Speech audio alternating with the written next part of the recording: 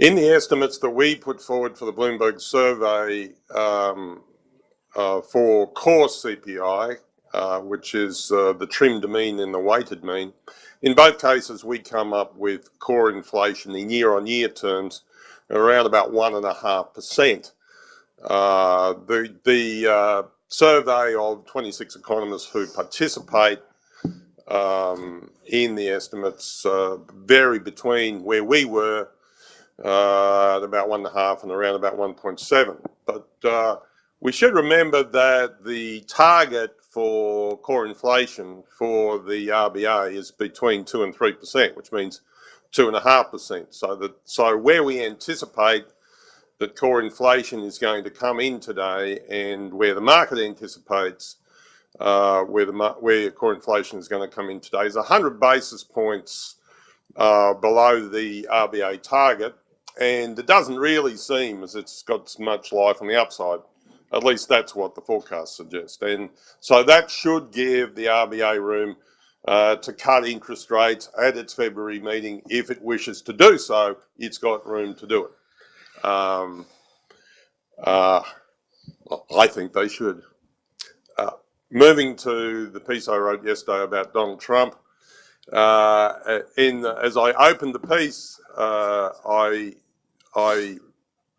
I said that I'd found that there's only four presidents of the United States with economics degrees, and it is always a great surprise for most people to discover that Donald J. Trump is one of them.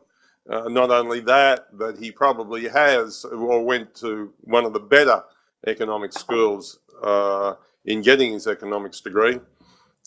He graduated in economics in 1968 from the Wharton School of the University of Pennsylvania, which is one of the top 5 economic schools in the United States. It was interesting.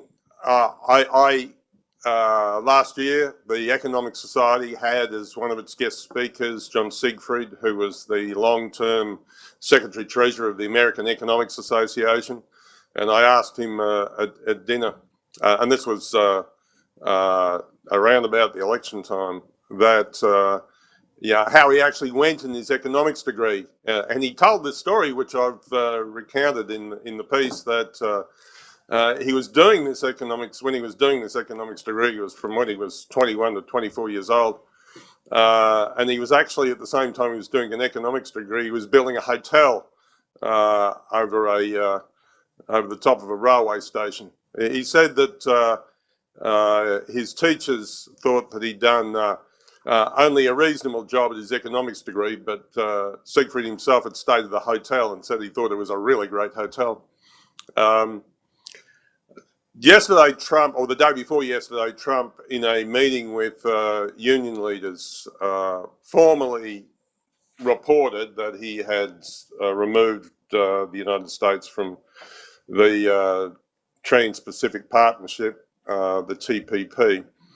And what I then talked about is what that means, and that, but he then went on to say that what he actually favoured was bilateral trade agreements, which were enforceable bilateral trade agreements. And I then went on to talk about my experience as an Australian Trade Commissioner when I was associated with trade policy and commodity policy. And what we found then was that there were cycles in international trade agreements, that sometimes there was a multilateral, that we went through years of multilateral trade agreements, and then we went back to bilateral trade agreements, and then the cycle went over. And so we're just going through a natural cycle here, where we're going back from multilateral trade agreements to bilateral trade agreements. And it turns out that Australia is really good at negotiating bilateral trade agreements. We're also not too bad at negotiating multilateral trade agreements. At the same time as we were negotiating our access to the Pacific Partnership, Trans-Pacific Partnership, we also negotiated a free trade agreement with China. And that was after we had negotiated a free trade agreement with the United States. India now wants a free trade agreement negotiated with Australia and India, and for the last year, Foreign Affairs and Trade, or the Trade Area of Foreign Affairs and Trade, has been working on negotiating that free trade agreement. So bilateral free trade agreements is stuff that we're really, really good at. And I remarked that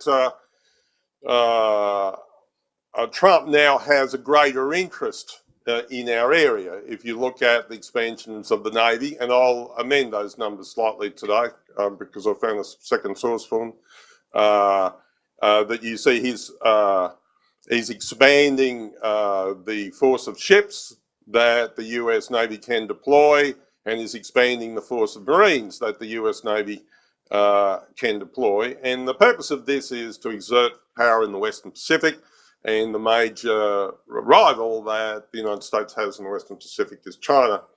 And in that circumstance, then Australia becomes a crucial strategic ally because of our location in the bottom of the Western Pacific. So just as Trump is moving to rapidly negotiate the outline of a free trade agreement with the United Kingdom because of its strategic location, it is entirely plausible that it will be possible for Australia to negotiate an enhanced free trade agreement with the United States because of our important strategic location in the Western Pacific. Even though Trump appears to be anti-trade, he's really just anti-multilateral trade agreement because they're multilateral trade agreement because he thinks they're very difficult to enforce, but we may be the beneficiaries if we take the issue and run with it of a better free trade agreement with the United States.